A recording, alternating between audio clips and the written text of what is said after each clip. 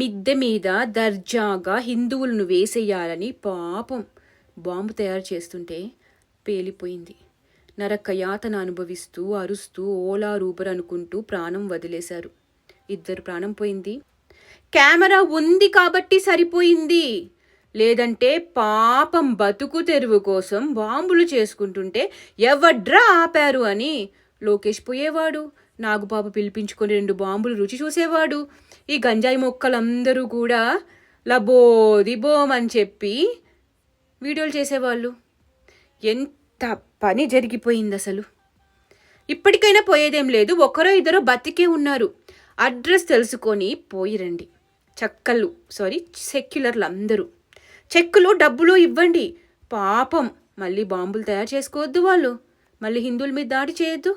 So please వెళ్ళాలి, మేము మీకున్నాం అని ధైర్యాన్ని చెప్పాలి.